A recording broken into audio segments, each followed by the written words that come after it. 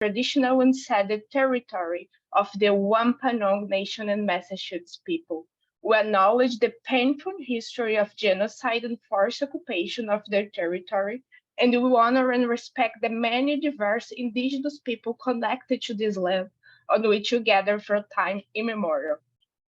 And also, I'd like to thank you, Stacy, Van, Kynzi, our interpreter, Van and Nandini, for their work on organizing this panel today. So I will also share with you the MIT labor acknowledgement. We also acknowledge as well, thank you, the labor that went into planning and executing of this event. We call attention and express gratitude to the labor that is seen, as well as the labor and care for work unseen, but not less appreciated and respected in order to make this dialogue, this conversation we have today to happen. So thank you for your work.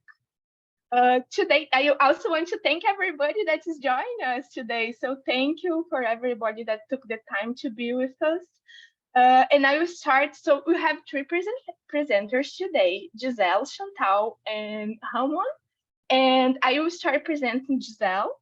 And each one of them will talk for about 10 to 15 minutes. And afterward, I'll make some questions, but we'll have time also for the Q&A.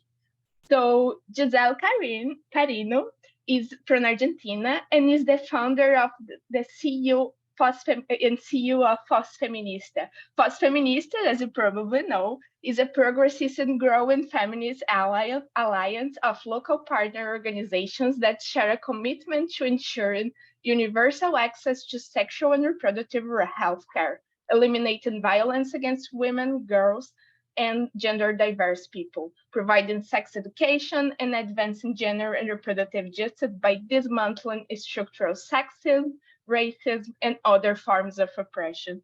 Thank you, Giselle, for being with us. And now it's with you. Thank you. Good morning, I guess, for most of you. Can you hear me well? Is this good sound? Yeah? Excellent. Yes. Thank you so much for your opening. Thank you very much to MIT Women's and Gender Studies program for organizing this conversation. Your opening touched me deeply because I believe that when we have nothing else, when things get tough, what we do is we do have each other and the possibility of gathering strength from our community, right? So I want to really thank you for this. I want to thank a colleague, very especially Sinara Gumieri. She's from Brazil. She's part of this conversation, has been working with us in putting this together. And I'll be talking to you. Maybe we can project now. Let's see if it works. Thank you very much for doing this. I'm going to be talking in the few minutes I have about FOS Feminista, the work we do and how we go about doing our work, supporting the struggle for sexual and reproductive health in a context of growing authoritarianism, and share perhaps some concrete examples of the work we do related to the green wave. I know many of you would be wondering what is the green wave, and you see green in my background, and you'll begin to notice a lot of green after I talk if you haven't already. It's a very spontaneous movement for abortion rights that emerged in Argentina in a confluence of the right to live a life free of violence, the right to marriage, to gender identity, and the right to bodily autonomy, right?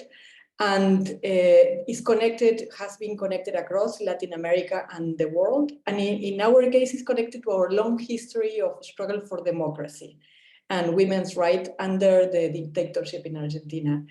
You may have heard the Madres de Plaza de Mayo, the mothers that lost their kids, that were kidnapped or disappeared by the dictatorship when I was born in 76. And they were claimed they were looking for their kids, and they would march under the dictatorship in the main plaza in the country with what looked like diapers from their kids, which was a white handkerchief over their heads, no? And this is a very important symbol. These white headscarves and in fighting for justice for the victim of kidnappings and forced disappearance perpetrated by the state. The Green Wave activists, the feminist activists, paying homage to the mothers with their symbol, used green bandanas that you see in this photo. There is one, it has taken different forms. There is one, this is the one from Argentina that you see here, but there is one from Mexico, from Colombia, from Brazil, from South Africa, from Nigeria, and has been a symbol. The one I have here is from Mexico, you see, it's different. I have the one from Brazil, which I love, and it has a different legend. It says not one less, not dead or in jail due to an abortion. So that's the symbol. So let's go to the next slide. I just want to talk to you a little bit about the work we do in FOS Feminista. We work to ensure universal access to reproductive justice, including abortion care, particularly for the most marginalized women, girls, and gender diverse people. We advance comprehensive sex education, and we do policy change in partnership with feminist organizations and movements around the world. We are deeply rooted, and that's why you will see deeply rooted in Latin America and the Caribbean. We were born out of the leadership of organizations in Latin America and the Caribbean who felt the world is on fire. We need to get together with people that think like us and get this right. And yes, we can think of a feminist organization, an international organization led by the Global South. Remember, by the time we build this alliance, most of the international organizations you would have seen and that you continue to see as the most prominent ones, the best funded, are those led mostly by the North and mostly by white men, right? So we wanted to try to create an alliance that was different and that responded to this call. We are together about 200 or so women's rights organizations around the world, 40 countries, big number in Latin America and the Caribbean, but also in Asia and Africa, and Eastern Europe. And we are working, as here says, to provide care, direct care, including education, to transform laws and policies and social norms, and really to strengthen intersectional feminist movements and organizations. We know that the key, for those of us who have not necessarily, were not born in democracy, we know that the key is to strengthen civil society organizations so they can do their work, right? Let's go to the next one. We live in a context of increased authoritarianism. According to the Varieties of Democracy project, you may have seen it, about 72% of the world's population live in autocracies by 2022. The world has more closed systems, meaning no multi-party elections, lack of fundamental democratic components such as freedom of expression, freedom of association, free and fair elections than liberal democracies, most sadly. And this year is a particularly difficult year where half of the world goes to the polls. Many countries in places where we had big wins. So everything's on the table. Big wins, not just on abortion rights, big wins on marriage equality, on gender identity laws, in violence against women. You know, women don't live single issues lives, right? So there is a set of populations that are at risk when we go to the polls in the context in which we are going to the poll this year. And this is in a context, as you know, where our rights, independently of how long a president they have, are always in dispute. If you want to see a clear example, look at the US, right? Where it doesn't matter, you had 50 years of strong presence of laws and policies, that was changed. And we have had, sadly, a lot of experience with the anti-gender agenda that takes many forms, designed to reinforce gender and racial hierarchies, with an increased state control over reproductive rights, with withdrawal of healthcare, with forced pregnancy, forced abortion, particularly for most marginalized women and girls. The loosening of laws or the dismantling of policies to combat, as I said, gender-based violence, the criminalization of LGBTQ people, the promotion of the traditional family, and so on, right? And very clear recent examples, as I said, the US under the Trump government that reinstated the global gag rule, that introduced the Geneva Consensus Declaration and an anti-abortion declaration signed by over 30 countries, and that appointed US Supreme Court justices who were absolutely central for the overturning of Roe last year. In Poland, the Law and Justice Party, in power since 2015, that curbs sex education, denounces LGBTQ, etc., attacks women's rights. In 2020, the Constitutional Tribunal imposed a near total ban on abortion in the country to make abortion really illegal in a case of a non-viable pregnancy. So last year, Uganda, and I will look forward to hear our colleague from Africa, passed one of the most hardest anti-LGBTQ laws that we have seen that can impose fines, imprisonment, and even the death penalty for being gay. And just a couple of weeks ago, the Gambian parliament moved forward a bill to reverse the ban on female genital mutilation.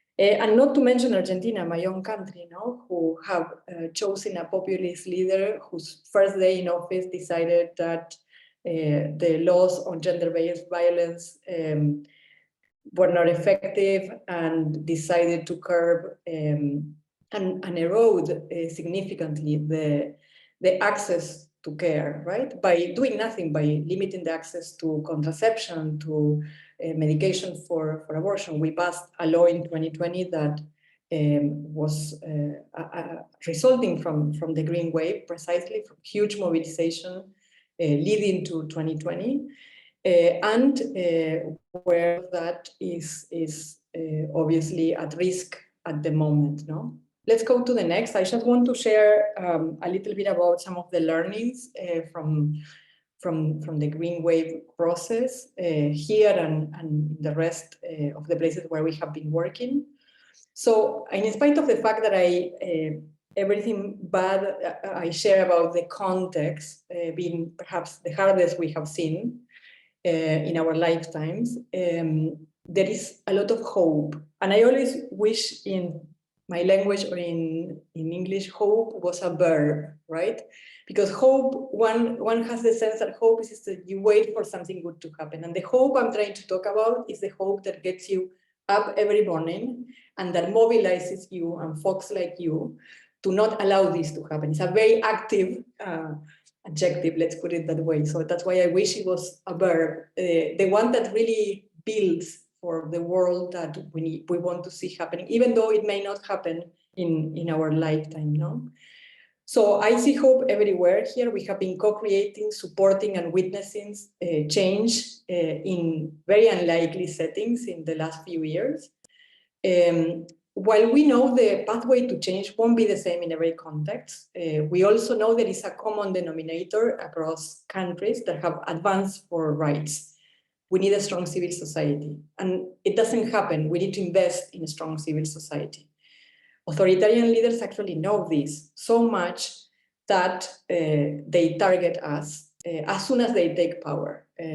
That's why in the middle of a huge economic crisis, the worst ever, and in Argentina with hyperinflation, et cetera, the president decided to put forward in her second discourse issues related to reproductive justice, even though you could argue that had been decided for society, and if anything, laws just need to be implemented. But they know that the type of populist leaders that we are talking about, and we all have seen with Trump in the US, with Bolsonaro in Brazil, with Milei in Argentina, and so on, they know and they're targeting us. The Green Wave has been achieving incredible results through different paths.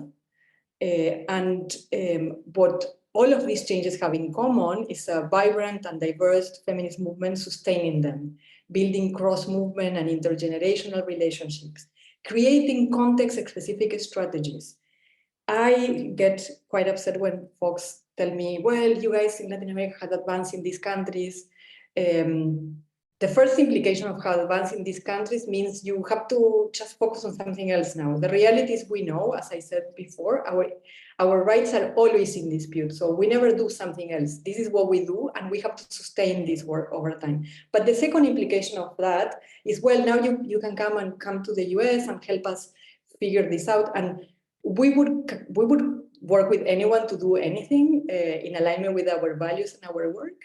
But we know that there are organizations in each country frontlining this work, that they have been doing that for the past 200 years, and they will continue to do that. And those are the organizations we need to work with, sustain, support, because there is a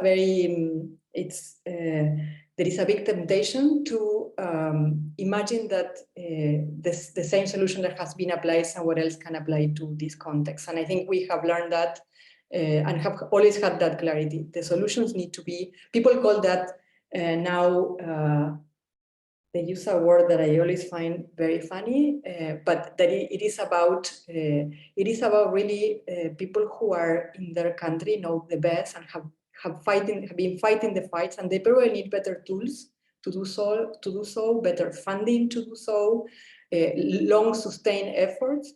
They call it localization, and I always find that very funny, as if has ever worked in the history of humanity, someone else coming to your country and telling what you need to do and getting it right. We have at least a million of examples that things have gone terribly wrong when we follow that recipe. The green wave, as I mentioned, and we have known this for a long time as well, a very clear distinction between legal change and access. You sometimes can have access to services, even in restrictive contexts, only to look at some of the biggest accompaniment networks in Africa and in Latin America, where women-to-women help, community support, and you can also have, and we have had in many places, a legal form that allows, but no access, right? And the opposition knows that as well. That's why I mentioned that right now in Argentina, what we are seeing is not a change in the law, because that's not a possibility, a political possibility at this exact moment, but the erosion of the law. So access can be limited, right? By not training providers, by not providing the pills, by limiting the public conversation about the issues. Let's go to the next. So some of the things, and I began talking about this, we had in Argentina 2020 a law legalizing abortion. I think that's like the goal in a soccer match, right? But that was 20 years of organizing, supported by a diverse ecosystems of partners, more than 30 in our case, and really with a lot of trust and investments in civil society. And the best way, or the best result, was really that not only the law passed, but that everybody was talking about. Huge mobilizations accompany this process. In Colombia, we had in 2022 the Constitutional Court decision to decriminalize abortion. The case was filed by Causa Justa movement, more than 100 organizations coming together. They argue that abortion is a health need, not a matter of criminal prosecution, and therefore should be completely removed from the criminal court. Of course, the court say what they wanted, not what we asked, but the court led to the decision to decriminalize abortion up to 24 weeks, which was a big expansion. And we focus on what we call social decriminalization. Again, people talking about this, so that it's not something that happens to a few, but it's something that is part of women's and other people who can get pregnant life. And in Mexico, finally, the 2023 Supreme Court ruling to decriminalize abortion nationally, which may seem like a piecemeal approach, because now you focus on the states. But again, it's a locally led path to access, including a state-by-state litigation to change laws and remove barriers, monitoring of the implementation of legal abortion in states that had decriminalized, documenting barriers to improve abortion care, and of course, strengthening accompaniment networks. So you see, it's never a one-shot process. And the last one, just wanted to, because I talked a lot about Latin America, wanted to mention, if we can move to the next slide, to mention that part of an alliance like ours is that we took learnings from different parts and support groups to try new approaches, right? So we have developed in Uruguay a model that was called the harm reduction model against unsafe abortion that came from the HIV field, really the original idea. And the idea is that in countries where abortion is not legal, where there are no legal conditions, you can help women as a provider, as a community. You can help women because there is a before the abortion and an after. And this set the conditions for opening access to care in countries where some of the drugs are available, but the law hasn't adapted to the realities of women yet. And so we have been implementing now for a long time this model in Uganda and Tanzania. And it's not just a service delivery model. The idea is to mobilize constituencies to pave the way for abortion law reform. Only to conclude, to say that there is power in us getting together, that we are investing in it, that we may be divided by languages, by colonial powers, they have fractured us in ways that sometimes seems unsurmountable, but that we do have the capacity as a movement to overcome those and seek connections between each other, supporting progress in different parts of the world, offering solidarity and insights and financial resources and new good ideas. And we look forward to doing that with anyone who wants to do that with us. Thank you very much. Thank you very much, Giselle, for your presentation. I'd like now to introduce Chantal. Chantal, do you have slides? Just making sure before I introduce you, okay? So Chantal Umuhoza is a Pan-Africanist, Rwandan, feminist activist and member of Research. With extensive experience at regional and global levels, she has influenced policies at institutions such as the UN Commission on Population and Development, the African Union, the UN Commission on the Status of Women, among others. She's also a member of various organizations, including the African Women's Rights Collective, the Women's Global Network for Reproductive Rights, the African Women's Communication Network, and the African Coalition for Access to Safe Abortion. Thank you, Chantal, for being with us today. So it's with you. Thank you so much for having me. I hope I'm loud and clear. Yeah, there's a lot to talk about as an African feminist, but I'll briefly share about my work and reflections in terms of the challenges and strategies in terms of advocacy for reproductive rights from my country, Rwanda, but also on the continent and also globally, because in my activism, I also do link and do transnational and cross-movement building when we're doing advocacy. So I can briefly say that personally, my work specifically on access to safe abortion started way back around 15 years ago in Rwanda. And around 2009, that's when myself and a group of back then young people started doing a lot of work on documenting women's stories who are in prison for abortion. So at the time, we were dealing with a very conservative and very punitive law in Rwanda that resulted into women going to prison for more than 15 years. So at that time, we were mainly focusing on humanizing the victims of criminal abortion laws. This is a very religious context we're talking about. So anything to do with abortion or women who are doing abortion was seen as just bad people who are not fit to be part of the society. So our work focused more on bringing the faces and the human face of who are the victims of unsafe abortion.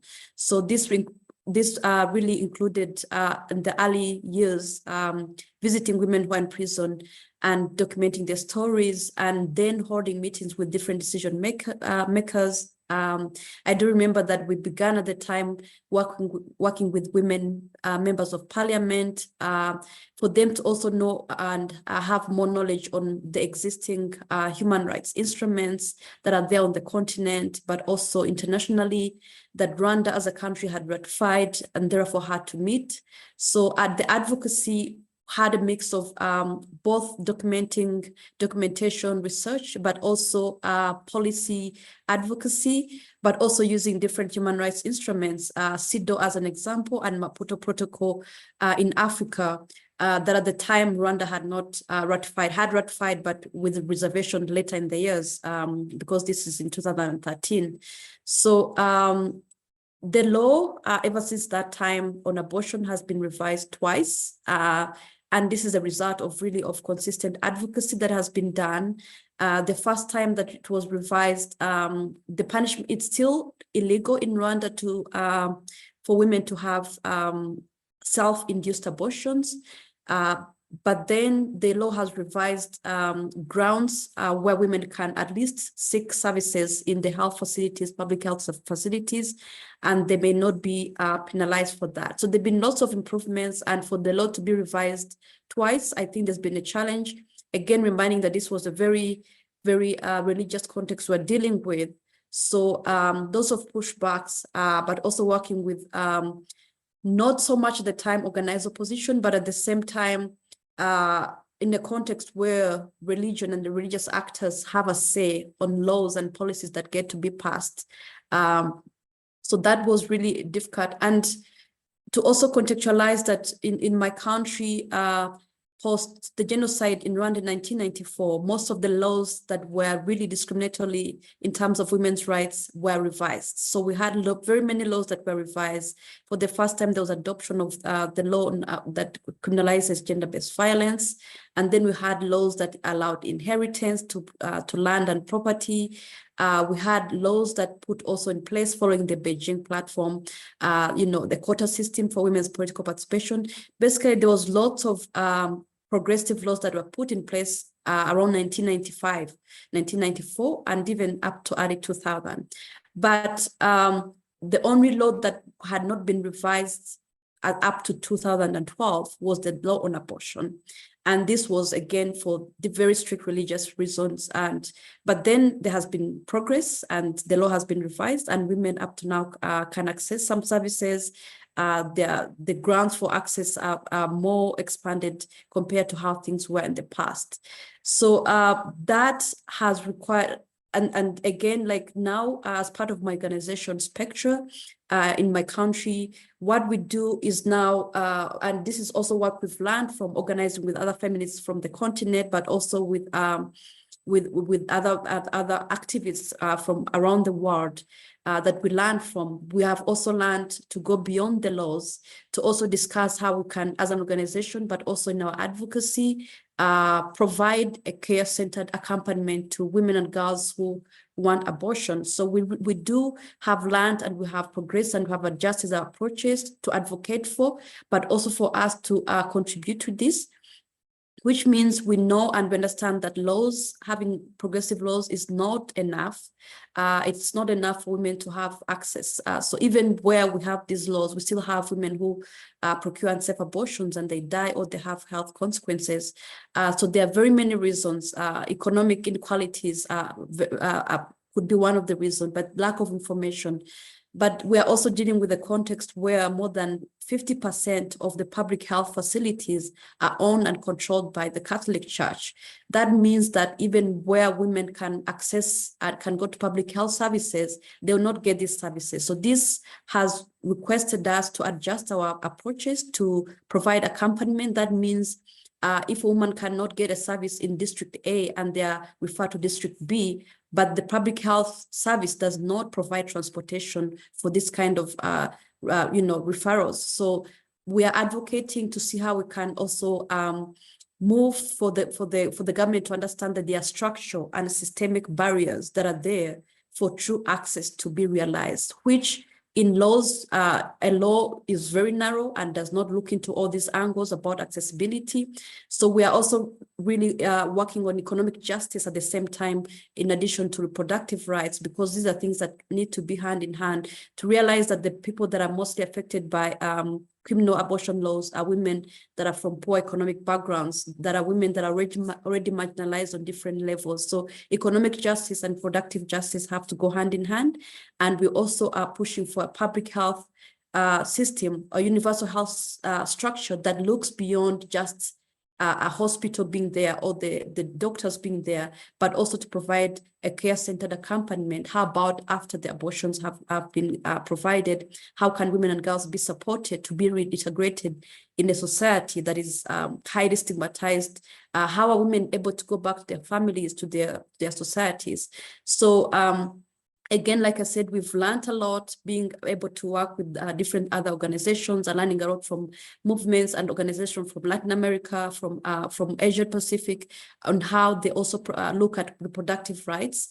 And so this kind of cross-border organizing has really helped us to also do our advocacy in a way that brings in a holistic approach to what we mean as reproductive rights and reproductive justice. And reproductive justice, as you put rightly for this event, really seeks to expand justice beyond court justice, beyond laws, but really to integrate a livelihood-centered, a better human centered, people-centered approach to how we define reproductive rights, and how advocacy should also center in all these things. So my work, for example, Spectra, in conclusion, has also, for example, increasingly we are also discussing more and more about how the international financial architecture, for example, you might ask yourself, why do we talk about macroeconomic policies, and how is it related to reproductive rights? It is related because in the Global South communities, we're still facing issues of austerity, where education and health, including reproductive rights, are less funded, and they're more affected whenever there are not enough domestic resources. So we're also trying to see how we can take a global and holistic approach to all the issues that affect women and girls, and how they're connected to the bigger geopolitical and macroeconomic issues that we need to advocate together holistically. So I'm just sharing this briefly to say that we have opened our eyes in how we organize and how we frame reproductive rights, to go beyond and to look at the broader issues that continue to put women and girls in vulnerable situations where they cannot fully realize their bodily autonomy. So thank you so much, and I look forward to sharing more during the Q&A. Thank you. Thank you, Chantal. So now I will introduce Hawon Jung. Hawon Jung is a journalist, activist, and author. Jung is a former CEO for the correspondent for the AFP news agency, with more than a decade of experience writing about the two Koreas. Her coverage of South Korea's Me Too movement was shortlisted in 2019 awards for the editorial excellence by the Society of Publishers in Asia. Born and raised in South Korea, she earned a master's degree in journalism from the University of Missouri, Columbia. She recently published Flowers of Fire, the inside story of South Korea's feminist revolution and what it means for women's rights worldwide. Thank you, Hawon, for being with us today. The word is with you.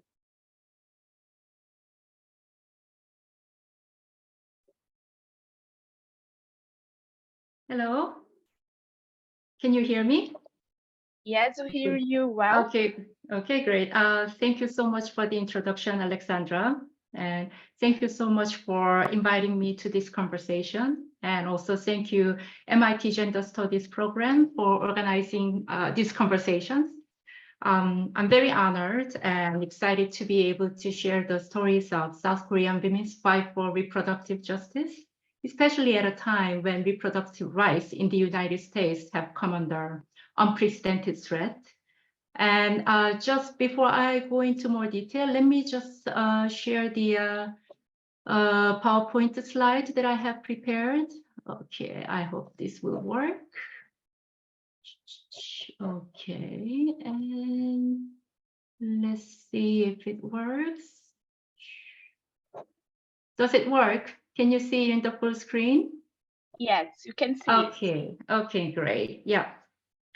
Just before I go into more details, let me just give you a little bit of more context about the situation in South Korea. You know, some of you might have heard of it. South Korea went through a very powerful wave of feminist movement through the 2010s and early 2020s.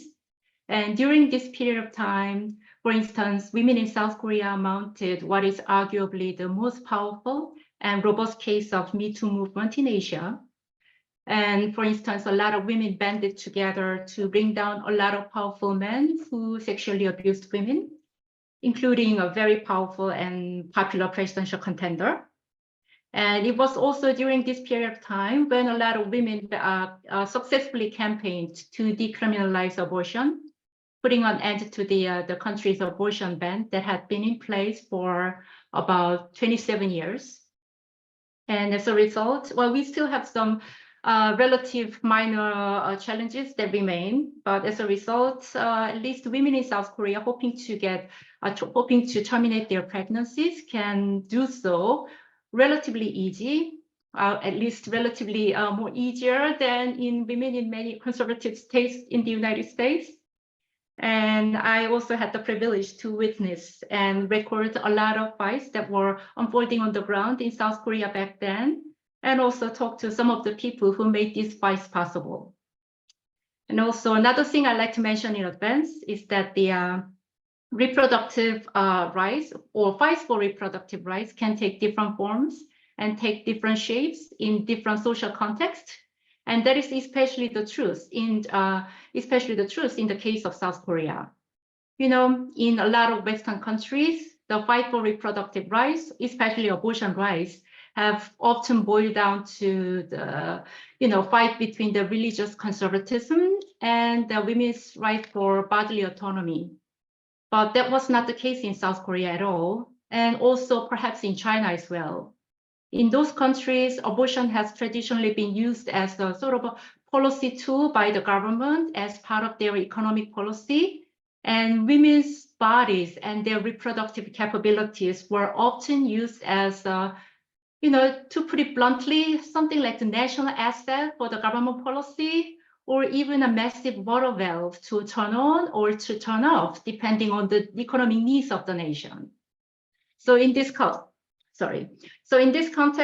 the fight for abortion rights in South Korea often took the form of defiance against the government or the political vagaries of the political state authorities to use women's bodies as the tool to for a population policy or economic policy, whether it took the form of encouraging abortion or sometimes banning abortion. So without further ado, let me just give you the quick rundown of the history of abortion in South Korea and how women in the country managed to decriminalize abortion in 2019. Let me just go to the next page. Here we go.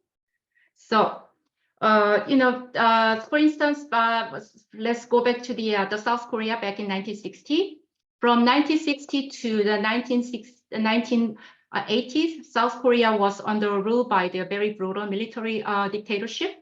And the military-backed government then launched a very sweeping and nationwide population control policy, supposedly saying that the overpopulation could fan poverty, and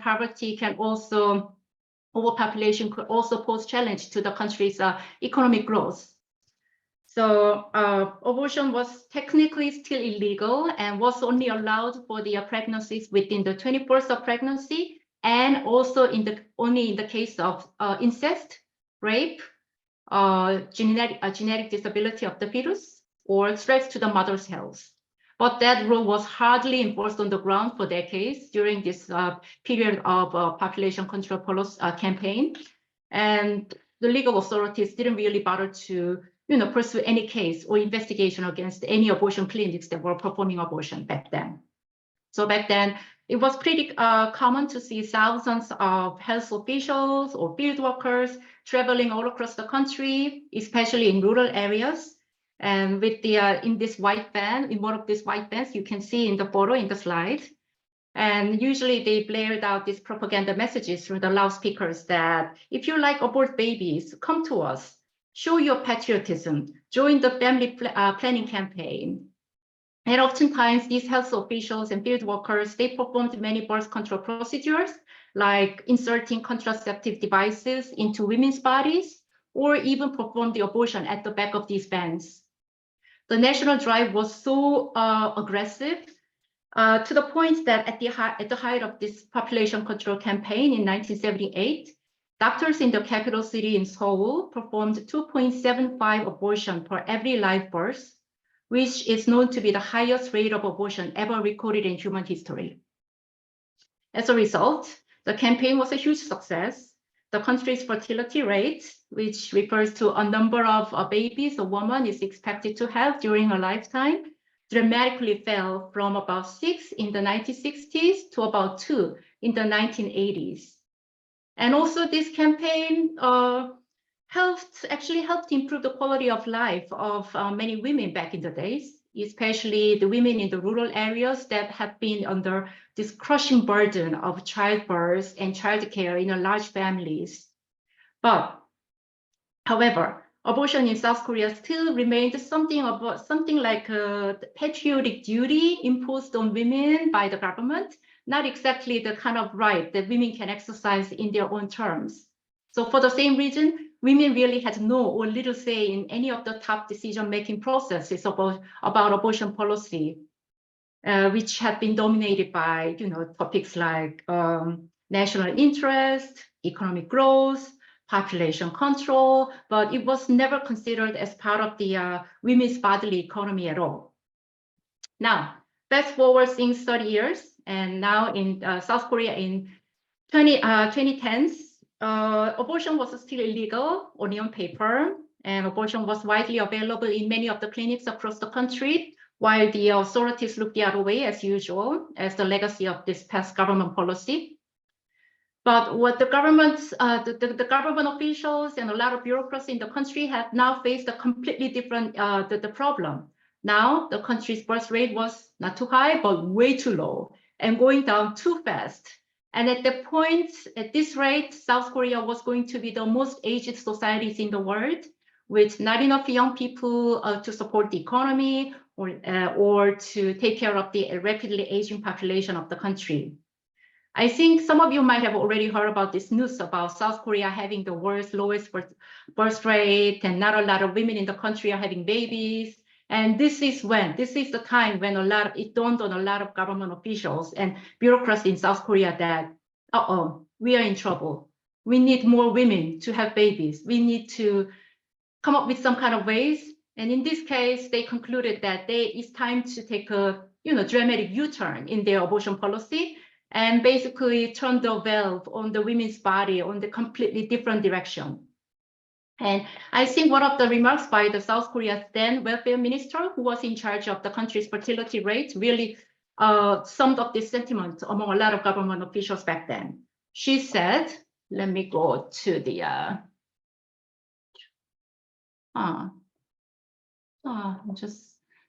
just want to go to the next page in my, okay, here, yeah. The minister says back then, okay, about 340,000 abortions are believed to be performed each year in our country, and just having the number can greatly boost our birth rate. And since then, as he pointed out, some of the local Obgyn clinics that were performing abortion came under widespread investigation by the law enforcement authorities for violating the abortion law, which had never happened before for decades. Also, the government also threatened to officially designate abortion as the immoral medical practice and warned the doctors who perform abortion may have their medical licenses suspended up to a year. And also, some of the conservative evangelical church groups in South Korea took the page from their American peers in the United States and to, they launched their own pro-life campaigns. And they started to file a barrage of criminal complaints against a lot of abortion clinics across the country. So naturally, a lot of doctors got scared and they stopped offering abortion procedures. The cost of the abortion surgery skyrocketed as much as 10 times. And some of the desperate women went so far as to fly all the way to China to get abortion. And it was against this backdrop that a lot of South Korean women started their campaign to decriminalize abortion in earnest. Actually, there have been several attempts to decriminalize abortion even before then, but those campaigns by the women's rights groups didn't really go anywhere, partly because this belief that abortion is available anyway, just under the radar, so why bother? But things were really changing back in 2010s when the government was really being serious about making a U-turn on its abortion policy. And plus, South Korea was, like I mentioned earlier, South Korea was going through the very powerful wave of feminist movement, especially among young women. Young women in childbearing ages that were the major targets of this new government policy about abortion ban. Because in the minds of these policymakers, these are the women who need to have more babies to boost the birth rate and eventually help the economic growth of the country. So there were a lot of anger and frustration and fury among many of these young women back then. And their basic the sentiment towards the government was like, you guys forced a lot of women in my mother's generation to go, undergo oftentimes like multiple abortions, supposedly for the sake of the national economy. And now for the same reason, you guys are trying to force us to give birth against our will. Bullshit. We are not going to have that. We are not going to allow that to happen. So back then we had a lot of young generation of feminists who were like emerging out of from the social media and online chat rooms. And some of these women went to organize a lot of street protests to condemn the government's new policy on abortion. And that eventually created a great momentum for the campaigns by mainstream women's rights groups to formally decriminalize abortion. And also at the same time, the mainstream women's rights groups, they aggressively lobbied government officials and the lawmakers at the National Assembly to recognize the need to legalize abortion. And also they launched a lot of public awareness campaigns to sway the public opinion to their favor. And then finally, they also made another appeal to the country's constitutional court to judge the constitutionality of the abortion ban in 2017. And during this process, I was there on the ground talking to a lot of people who was and pro-choice the activists who were involved in this campaign. And what I found interesting is that a lot of these pro-choice campaigners seem to be focused very much on a lot of societal reasons why women don't want to have a child or why women want to terminate their pregnancies. And I think that was very much at the center of this campaigners' strategy back then. And I think this remark by one leading activist I talked to some of this sentiment and strategy quite well. And let me just briefly, here we go. This is what the feminists, a lot of feminist activists were doing back in the days. And this, let me just quote this comment by one leading activist I talked to. She said, "We tried not to be consumed by all the talks about when life starts, nor get caught up in the framing that this was a conflict between the right of the fetus and women. The central part of our argument was, what is government doing? What is society doing? Why women are struggling alone with this difficult question over whether to continue or terminate their pregnancy, a decision based on many social as well as personal reasons. The responsibility of the government and society in that decision had largely been missing in past arguments over abortion, and we wanted to keep bringing attention to that." And just to give you a sense of what kind of societal reasons that we are talking about here, let me give you some examples. First of all, South Korea has extremely severe social stigma and public shaming targeting women who give birth before getting married. And this social stigma and ostracization of women, such women or so-called unwed mothers in South Korea is so relentless that nearly 90% of such women lose their jobs around the time of their childbirth. And if you're a teenager or a student who give birth, almost all of them drop out of school.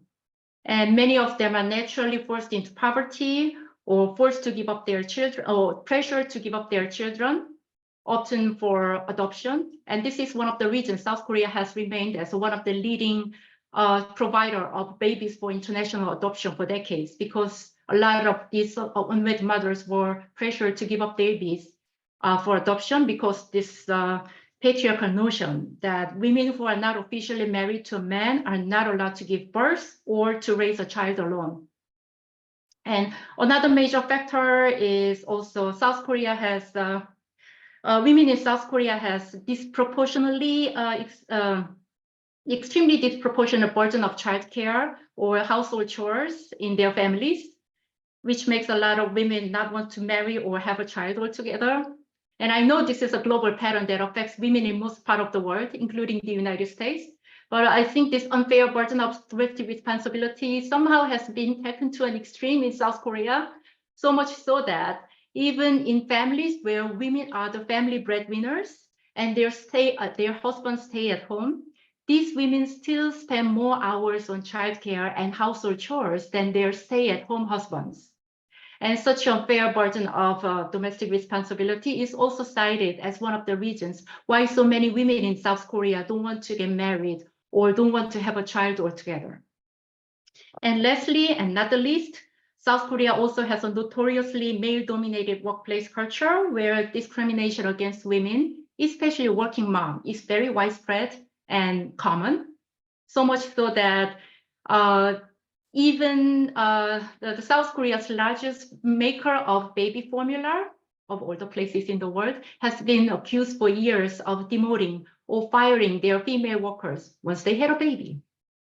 So I think in one of the hearings at the Constitutional Court, a lawyer who was representing the abortion rights campaigners summed up this sentiment quite well. Let me briefly quote here part of her oral argument at the Constitutional Court. She said, even for planned pregnancies, women are frequently fired for being pregnant and face the loss of career or risk of miscarriage due to overworking. What about pregnancy of unwed mothers? What about the pregnancy of minors? They have to endure all kinds of condemnation and social discrimination in the entire process of pregnancy, childbirth, and child rearing. What about men? The other party of the process. What are they actually enduring? Are they taking equal responsibility for child rearing after birth? What about the reality in which only 4.7% unwed or divorced fathers pay child support? What about the government? Did it make the discrimination against unwed mothers disappear? Did they offer proper funding to allow unwed mothers to raise their children? Did they create a social climate where pregnant women and mothers can continue to study or work? And I think in the end, this strategy turned out to be pretty successful. And in the poll held just a few days before the final ruling by the Constitutional Court, nearly 80% of South Koreans said abortion should be allowed if necessary. So let me move on to the next. This one is some of the pictures that I took on the ground in South Korea when there were so many protests in support of women's reproductive abortion rights that were raging on all across the country. And some of them had I could see that some of them were feeling very connected to a lot of women who are fighting for the same abortion rights that were happening in other parts of the world at the same time. But I think we have on the time limit, so perhaps I will just skip this one, and maybe we can talk about it in the moderated session later. So in the end, the Constitutional Court concluded in April 2019 that the abortion law is unconstitutional. And the court statement over the ruling back then very much reflected the argument put forth by a lot of pro-choice campaigners back then. For instance, it said, the women make a decision over abortion based on a careful evaluation of various factors, including the future life of the child to be born, and the interest of a fetus and the pregnant women do not pull in different directions, but coincide. It also said the fetus life can be truly safeguarded by creating a social and institutional environment, preventing unwanted pregnancies and reducing abortions, instead of giving unilateral and absolute priority to the fetal life. And with that, the 67 years long abortion ban in South Korea became history. And there are many other aspects of the campaign that I wanted to discuss, but we have time limit again, so hopefully we'll be able to discuss more in the moderated session and Q&A. Thank you. Thank you, Hawon. I'd like to say to everybody that's participating and watching us that you can introduce yourselves in the chat. It's open for everybody, and maybe we can also meet each other because we have people from different places of the world watching you today, and that are academics and or are working in NGOs. So please feel free to introduce yourselves and saying where are you coming from and what you do. So I have some questions to start with, and already I see it. We have also a question here from DP Vista that we can read afterwards. But I will start by asking, actually, I had previously prepared some questions, but actually listening to you, more things came out. So one of the things I'd like to ask Giselle and Hawon specifically, it's how you see the implementation of these new laws. Because Chantal talked a little bit about this in the Rwandan case, that the implementation, just having the law is not enough, you need to implement it. So if Giselle could talk a little bit about one or the three cases, one of the cases or the three, if she wants, the case she sees on Mexico, Colombia, and Argentina, that just legalize abortion in a voluntary way, and what are the challenges of implementation, and also how could if she could talk a little bit about the court decision and the implementation of these nowadays in South Korea. And to Chantal, I was thinking also, because I'm trying to bring it here, the challenge that are similars in each region of the world, right? So Giselle in her talk, she talked a little bit about one of the challenge we have in global South countries is this relationship between international donors and international organizations with the organizations that come from the global South.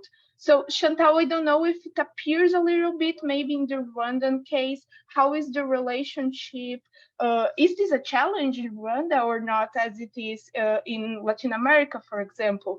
The tension or the cooperation or the adaptation between organizations that are from Rwanda with organizations and donors and so on that are from the global north or other countries. So basically is that I have from questions, and then let's see what happens in the Q&A. Would you like me to start? Please. Yeah, Alessandra, yeah? Okay, yes. Good. So I'll try to move quickly. We cannot separate policy change from implementation, right?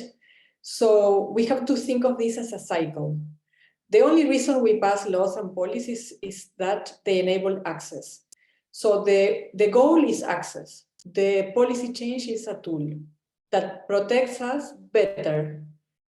There is no immunity here. There is no full protection. We have many cases where, and the US is the best example, where with 50 years of a law in place, the law left behind folks who didn't have access to care, even with that framework, right?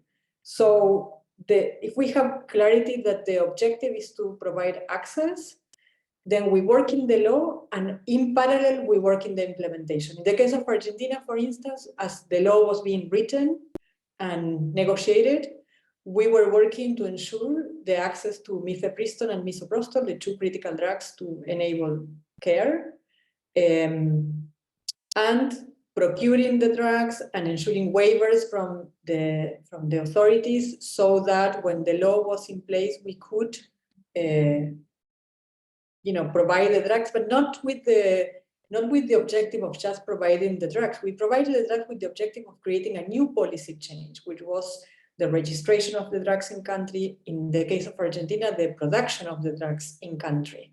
So to create independence in that regard, and a better possibilities for abortion law reform implementation. We worked to provide all methods so they were available to women and other people who can get pregnant, so they can choose. So it's not, you don't work in policy change without ensuring and working through the main elements of access, right? And of course, when I was mentioning that we made big progress in policy change and much of it is at risk in the upcoming elections, in the case of Argentina in particular, we had elections. The new president was chosen with a very, very clear support from men, from all social classes and all age ranges. Main group, the other groups cut across different elements, but in this case, men are big source of support for President Milei, of all social classes, of all ages. And even though we have finished the discussion on abortion law reform and the focus was now on implementation, we know that the implementation will be eroded and we have to work again to ensure that that doesn't happen, to document when that happens and to report. And I think it's a never-ending process. The same in other countries where we have made changes, but the changes don't get and don't reach the women who are structurally marginalized, indigenous women, Black and brown women, women with disabilities. We can't not center on that as the proof that access has been achieved, right? And that there are mechanisms that the governments inform, run communications campaign. There is good sex ed, so kids know that this is a right and it's available to them. So there is a whole set on accountability that we need to focus on much more, even in context when things are going relatively well, right? So it's not one country or two countries, we really have to keep the work up everywhere, right? And then on relationship with donors, I find that to be a very interesting question, particularly from the perspective of Latin America and the Caribbean. I don't know, I wonder whether Asia is the same or not. I love to hear, but so Latin America, most of our countries are middle-income countries. That means that the way cooperation works is you get measured by, if you're a middle-income country and you have the average looks good, right? The average is just an average. Doesn't tell you that there are huge abuses, that folks, that, I mean, the women we work with are far from the life, the realities, their access to care is far from what the average tells, right? With huge out-of-pocket expenditures, like in mind, but huge out-of-pocket expenditure, even though we have universal healthcare systems in place. So the realities of these women is very, very different than what the average tell, but the cooperation is defined by these averages. So we have fought for a long time against those measurements as the unique way to define how much money goes to support civil society. So we rely heavily on foundations and private donors who don't follow these agreements. But most of the money in cooperation money, the US government money, the biggest money out there, it's money that is defined by not just the geopolitics and who's important in the world and what thing we have going on, but on these averages, right? So that creates a lot of tension. What you see in Latin America is a movement that has been defunded over the years, very little access to resources, financial resources, and struggling to maintain the work and to resist in very difficult circumstances. Thank you, Giselle. Chantal, Hawon, you want Chantal? But maybe let's follow the presentation list. Chantal, could you? Thanks. I've seen, there's a question I see from Sinara, who's also a friend for a while, but I also wanted to, again, get the question that you asked me before. Is it different from the one Sinara posted? I wanted to get them both. If you don't mind repeating. Yes, we can also do a round in the questions you received. Next, I will do ask the questions in the Q&A, so we can pass through them calmly after you answer the first one. Okay, so I wanted to answer the question on cross-movement alliance building, working with other movements when we're doing advocacy. I can give an example of some of the work that we did in Rwanda on cross-movement alliances and building and working together. So Rwanda, for example, being a really small country and again, a very conservative context that we're working with, there were not very many organizations, even feminist organizations, that were willing to work on access to safe abortion openly, including some of the women's rights organizations, sadly. So, but there are organizations that, for example, were working on different other rights-based issues that were also considered equally conservative, equally contentious. For example, the rights of sex workers and also the rights for the LGBTQI community that are also, still not addressed.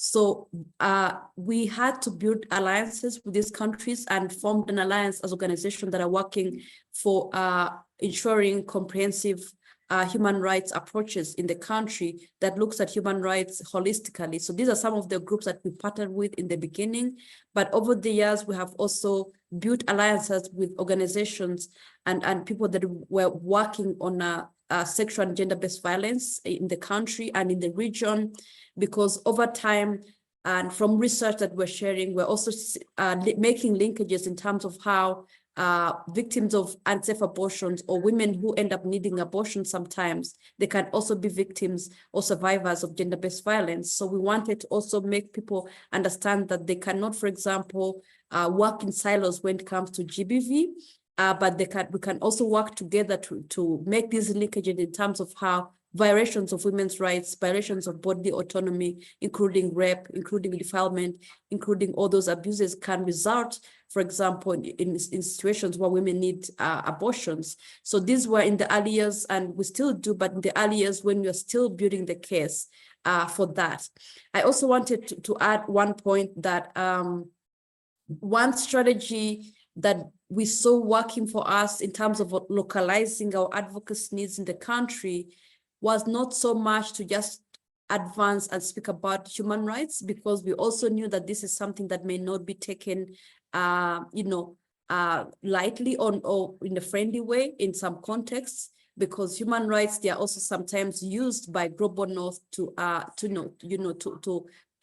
call out or to highlight countries that are not doing well. So we also know the use of the term human rights in different ways. So what we did was, for example, to build on the priority of the health sector being reduction of maternal mortalities in Rwanda. So they were highlighting that they want to reduce maternal mortalities. So what we did was also to leverage that context and work with organizations in the health sector that were working on healthcare access, reducing maternal mortality, and neonatal and postnatal care, to highlight and make linkages about how addressing unsafe abortion could be a cause. Because we also conducted a research that showed that one of the leading causes of maternal mortality in Rwanda was unsafe abortion. It was documented in the health centers as how they call it, bleeding. There's the medical term for that.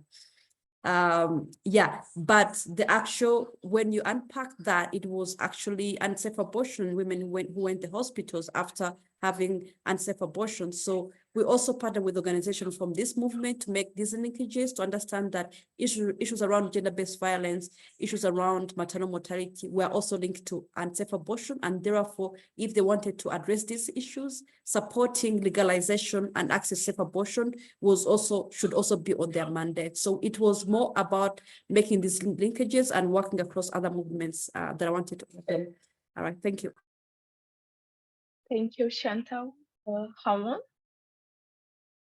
Okay, just to answer the first question about the implementation of policy after the abortion ban was deemed ruled unconstitutional. To be honest, South Korea is in a really weird place right now, sort of a gray area where abortion ban is unconstitutional, but we haven't, or our lawmakers haven't managed to create a new legal framework to dictate, how abortion should be performed, or how costly it should be, or how the national health insurance system should cover it, or where women hoping to terminate their pregnancy can get the comprehensive information about where to get it or how much it'll cost.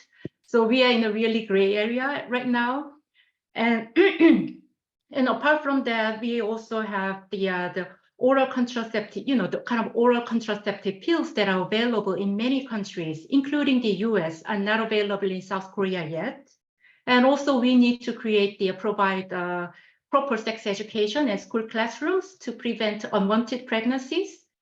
And but the problem is a lot of policy initiative or efforts to create this new legal framework or to provide the proper sex education for teenagers and children, or to import the oral contraceptive pills have been struck down because of the fierce opposition by a lot of conservative evangelical church groups. Just to give you a little bit of context, South Korea's evangelical church groups, conservative evangelical church groups, are really have a huge political lobbying power in South Korea, and its millions of followers are very well organized and often mobilized for a lot of political campaigns in support of conservative causes.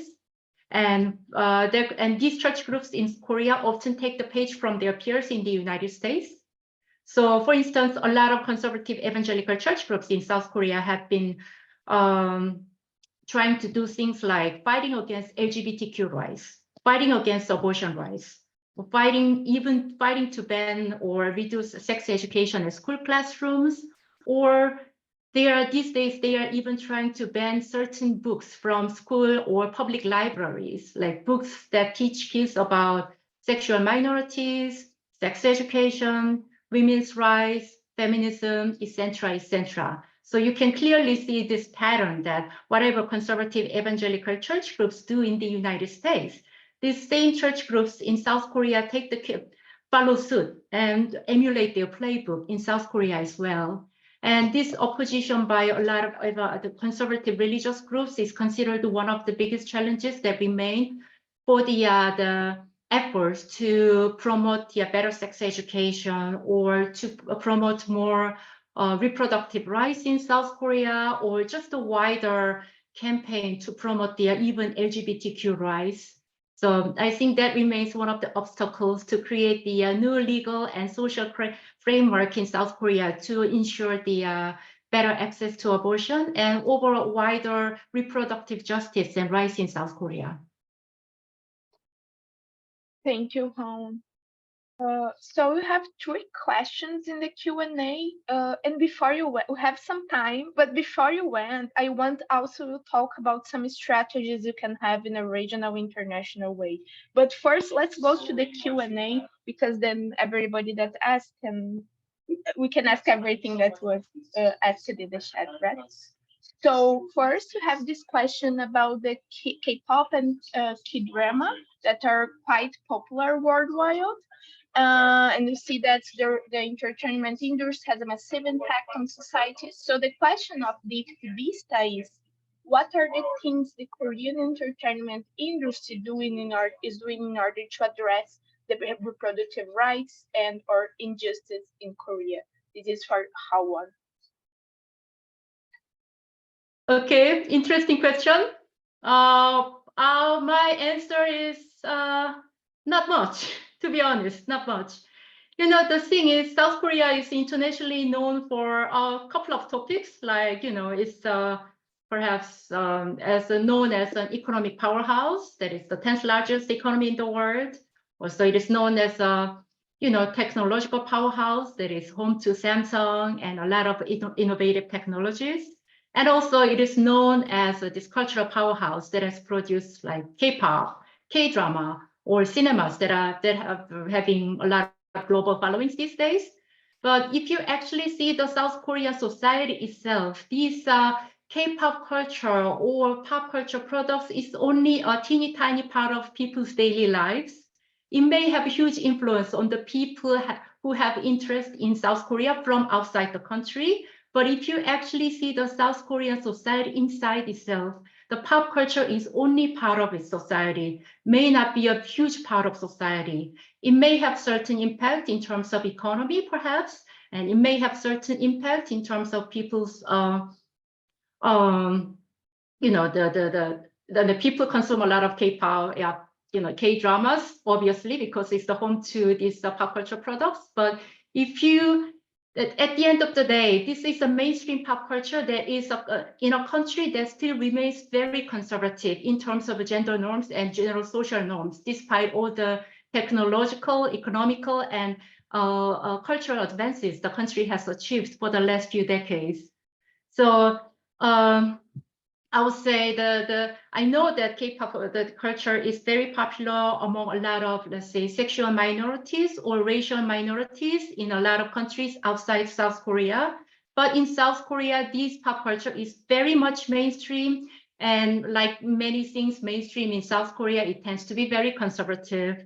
And it is, I think it'll be extremely difficult for you to see any leading K-pop stars or any leading figures in the South Korea's pop culture industry to raise their voice about reproductive rights or LGBTQ rights or even feminism, which is considered a huge dirty word in South Korea at this moment. So yeah, my answer is not so much, I'm afraid. Thank you, Hawon.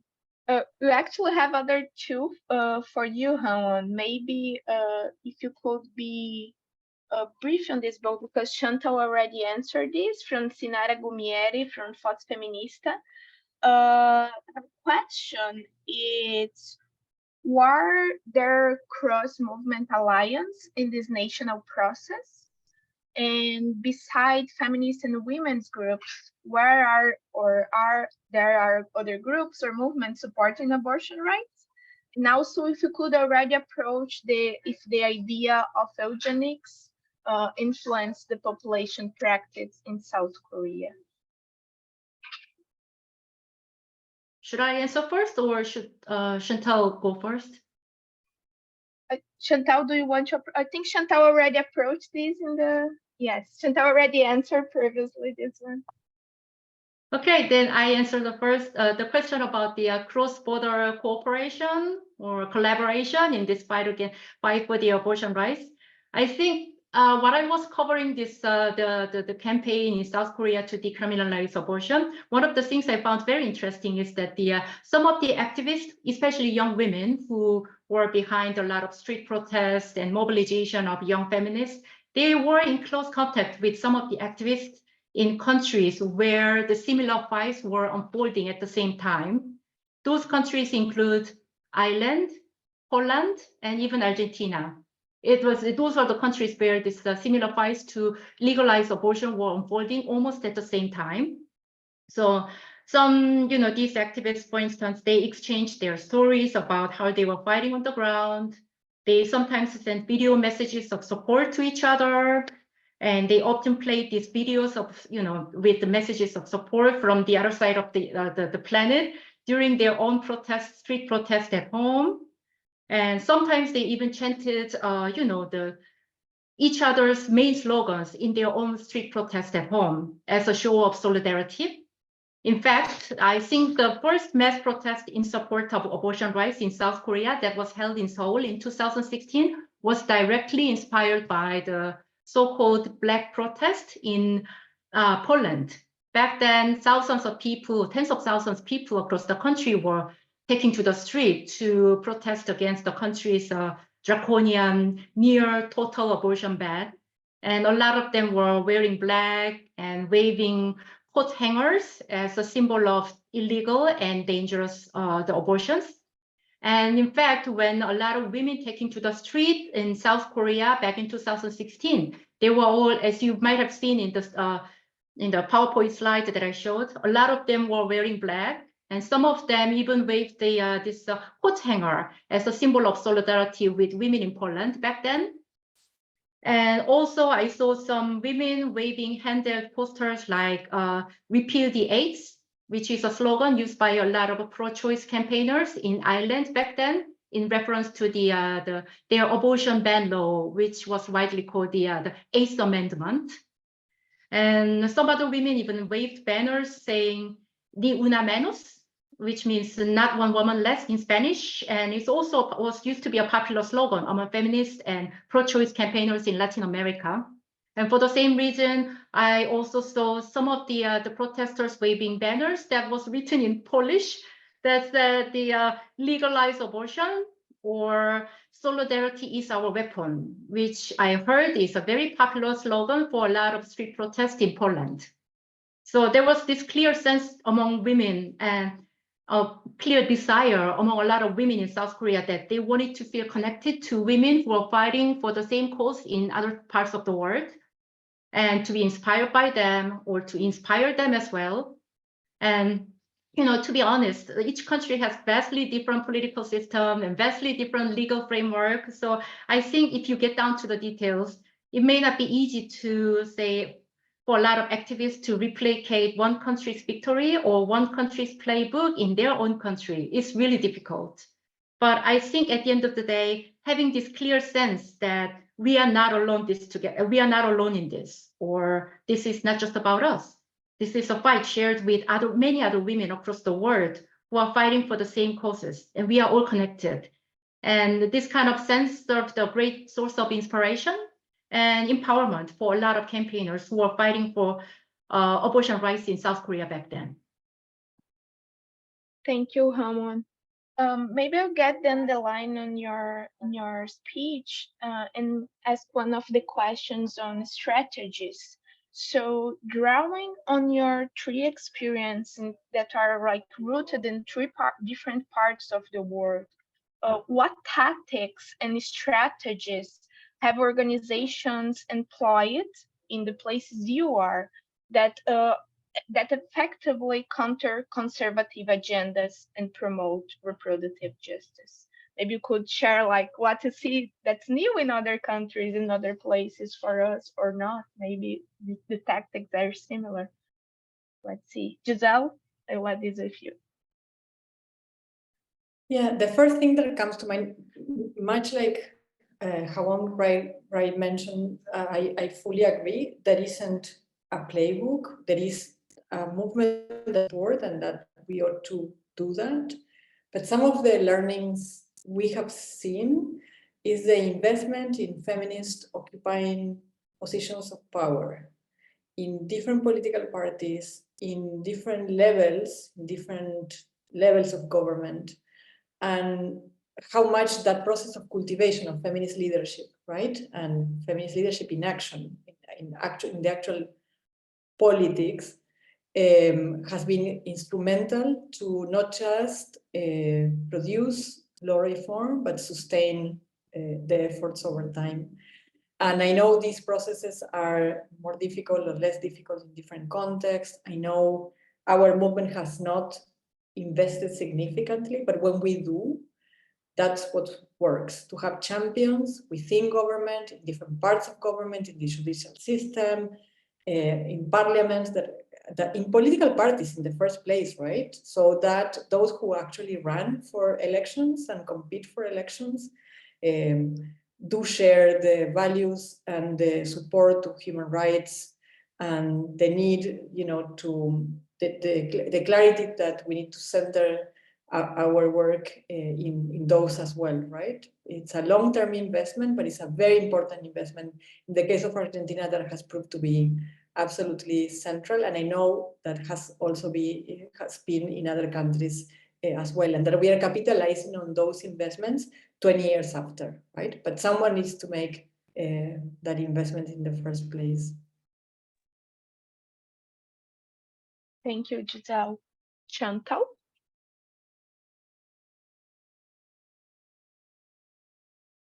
Maybe if Hawon wants to approach while Chantal is coming back. Yeah, the organic issue. Yeah. Sure. Can I? Oh, she's back. Chantal, it's a you.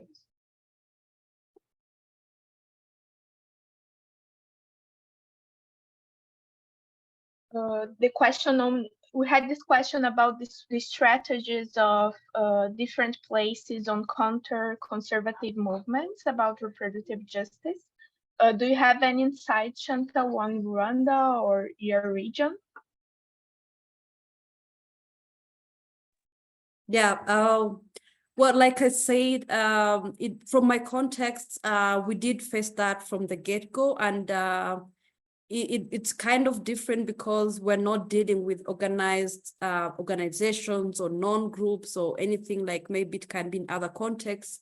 We're just dealing with people who had access to the president, who were having breakfast with the president and, providing direction of what they wanted and what they need.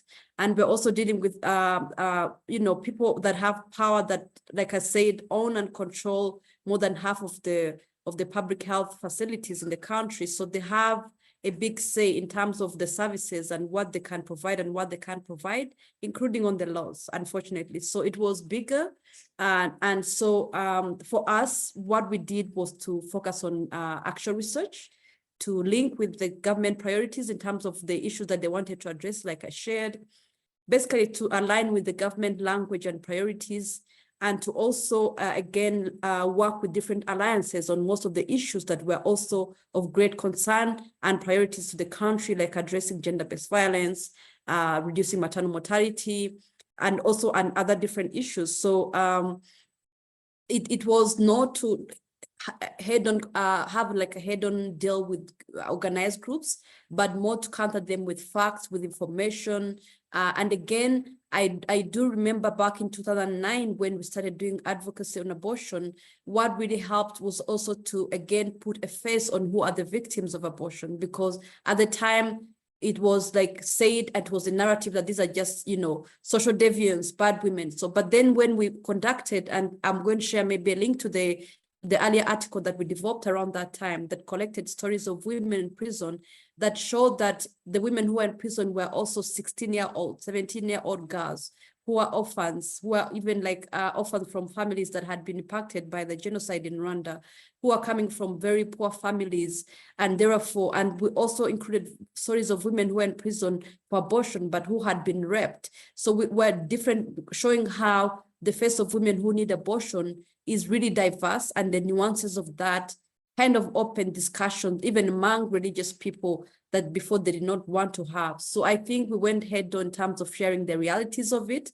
And for us, that work in terms of how to counter abortion, opposition in terms of the issues, to really show the reality and the impact of that, and to not just dealing with the usual, is the fetus a human being or not? So we're not dealing to discuss those kind of issues. We're not dealing to go into religious kind of discussions. We just wanted to show what is on the ground and how we need to fix it, and how to show that majority of those women who are in prison for abortion were also part of churches, Catholic churches. They were members, and so also to show them that. So at some point, when we started in Rwanda, when we started being part of the African Coalition on Access Safe Abortion, that was grouped together in addition to continue doing promotion of work on the Maputo Protocol. I remember we also started working with faith-based organizations and some religious leaders who were willing to speak about how they supported abortion. So yes, I do remember at some point we worked with Catholic for Choice as an organization, but we also worked with other organizations in Kenya and South Africa that work with key religious groups that were speaking for why abortion is needed, for why abortion needs to be provided, for why it's not very contradictory to religious values, from that perspective. So that was also important. And we had like very many discussions and events, having those key leaders from different groups come to Rwanda and speak with the different religious groups for them to understand, not to take it in a very narrow way, because again, religion, Bible and everything, they can be interpreted differently, and there are all those different kind of aspects that we also needed to introduce within the religious discussions, and for them to be flexible, or at least to be neutral, or to neutralize them going against that. Well, do not support it, do not go on the street and support it, but at least do not oppose any efforts for women to have access to safe abortions. So for us, that's what worked mostly. Thank you, Chantal. Hawon? Yeah, I think I can talk about two factors that kind of helped counter a lot of conservative agendas put forth by a lot of conservative groups, especially before the abortion was decriminalized. But one thing is obviously, like I mentioned, we had this long history of the government not forcing, but almost pressuring women to undergo abortion for the sake of the national economy and population control. So even when the government policy took a U-turn and they started to, tighten rules on abortion, that really didn't fly well with a lot of general public, because everybody remembered what the government did just until a few years ago. And suddenly the government changing tack and trying to make it difficult for women to get abortion seemed to be a really hypocritical move for a lot of young people in the country. And also for the same reason, the conservative religious groups is one of the biggest force behind all these moves in a lot of Western countries to enforce abortion ban. But in South Korea's case, it was completely different, because a lot of conservative religious groups with deep ties with the military dictatorship back in the days, they played something like a cheerleading role for this the population control drive. And they largely turned a blind eye. They looked the other way, if not encouraged this abortion campaign by the government. So even back in the, in 2010s, even when the religious groups changed their tag and started to condemn abortion as an immoral practice, that didn't really fly well with a lot of general public, because again, they remembered what these church groups did back then. And as a matter of fact, I think there was one survey that was done by the Roman Catholic Church on some of these female followers in some of this district, and the results show that nearly 70% of these women had abortion before, oftentimes multiple times, like 4 or 5 times. So that you can clearly see why these arguments, moral arguments against abortion by so many religious groups didn't really sit well or had very little sway among the general public. So that was one reason, but it's a historical, largely historical context. And for the social reason, I think this, I've already mentioned that, but this pro-choice campaigners' effort to highlight a lot of social factors that made women not to continue their pregnancy or not to have a child really did make an impact during their campaign to decriminalize abortion. Because, as some of you might already know, South Korea has recorded the lowest birth rate in the world year after year. And there's generally a very strong consensus among the ordinary South Koreans is that the country is a place where it's extremely difficult to raise a child, partly because of this high cost of child rearing, especially private education, or because of this cutthroat competition in every aspect of society, whether to get into the elite university or whether to get into a job. And also it's an extremely difficult place to survive as a working mom, and also a really difficult place to survive, not just socially, but economically, as a highly stigmatized unwed mothers, or, women who give birth without getting married. So I think generally these campaigners, they kept bringing this, highlighting this issue over and over and over, saying, like, what is government doing? What is society doing? How can they force women to give birth against their will, without, solving all these social problems that made women to terminate their pregnancy to begin with? Like, have they done enough job to make the society a better place to raise a child? Have they done enough job to make society a better place to be a working women or working mothers? Not so much. If not, then it doesn't make any sense to force these women to give birth against their will. And somehow that message really turned out to be successful for a lot of people in South Korea, and that played a role in decriminalizing abortion in the end. Thank you, Hawon. So we have a question from the audience. It's from Bibi. And Bibi says, in West Bengal, India, there is a situation where female prisoners are getting pregnant and giving birth. How to address situation like this? If you could, I know it's very different from the other questions, but since it came from the audience, could you approach this? Does someone want to answer this one?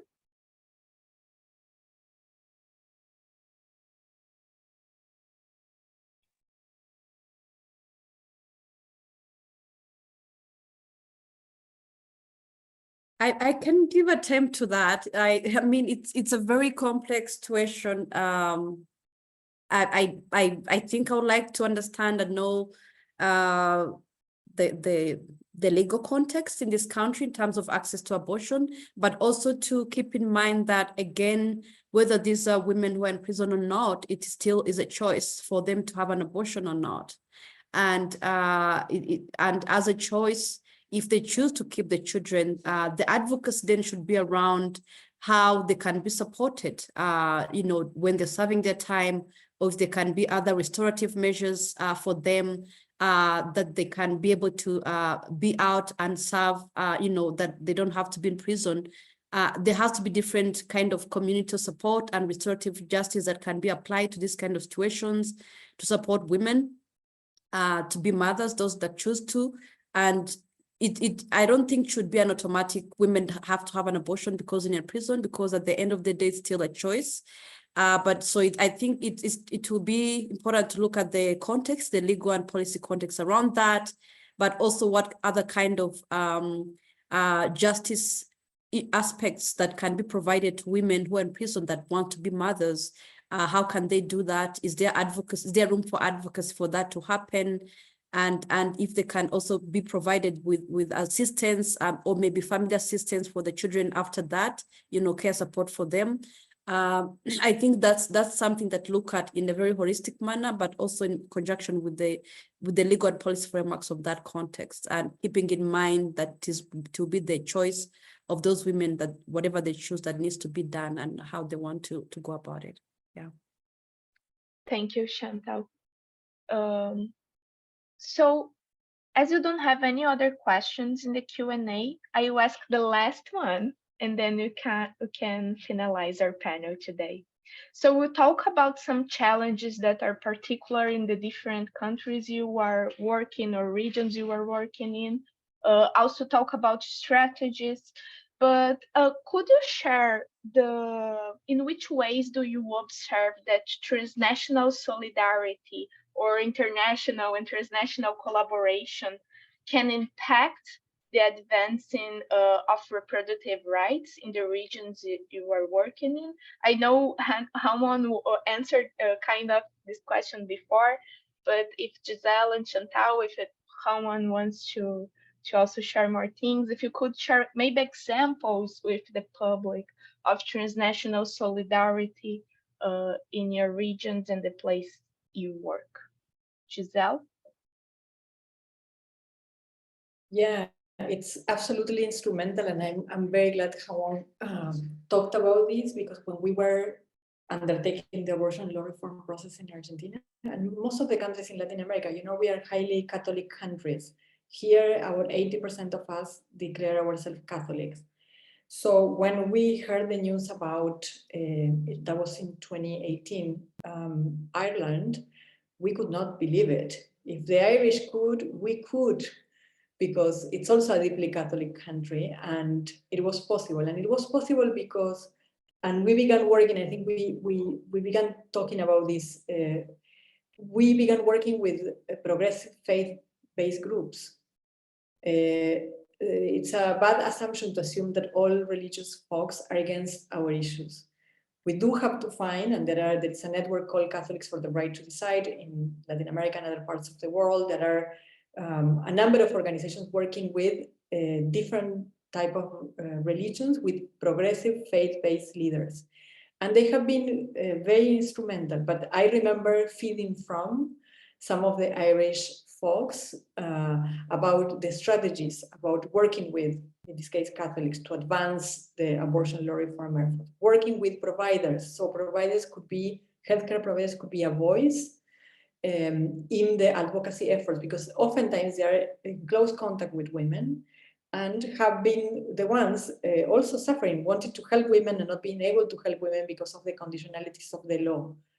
In some of the experiences that led to the Causa Justa lawsuit in Colombia for the Constitutional Court about the idea of getting the abortion out of the penal code, looked at countries such as Canada or Korea, where abortion was not part of the. So we so it's instrumental for us to think through ideas together, to support each other, to challenge the oftentimes deep-seated notions that things have to be that way, that whatever work there cannot work here, and to tropicalize it, to make it ours and see what would work in our context, but feed from the energy, the learning, the solidarity. And the last example, the green wave.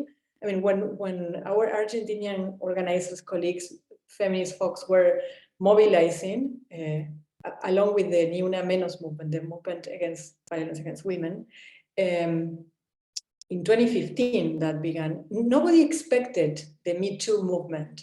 Nobody expected that the green wave was going to reach far and wide, and that folks everywhere could be using their version of the green handkerchief to symbolize women's bodily autonomy and the need for citizenship and recognition of our rights.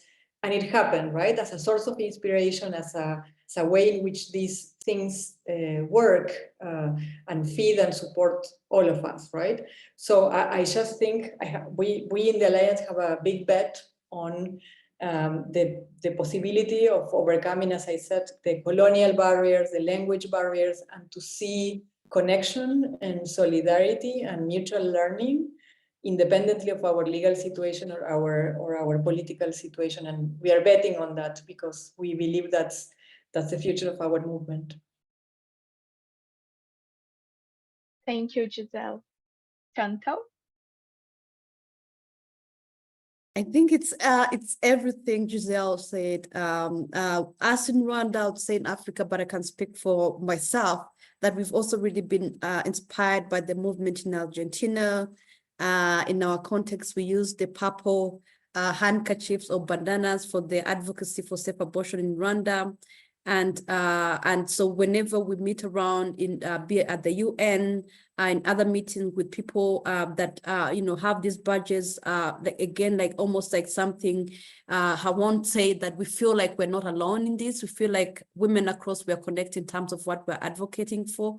So that kind of feeling togetherness and feeling not to give up, even when sometimes you feel like what we want, we're not achieving it. It has taken more than 15 years in Rwanda to be where we're at, and we're still going to continue until women have full bodily autonomy, and there will be no more prison for women who choose to have abortion, whether it's induced or not, self-induced or not. So that kind of solidarity, or not giving up, and realizing there's still women that are still there whenever we meet, it really encourages us to continue organizing beyond borders and to learn from each other, and to keep the women's rights movement going and growing bigger and bigger.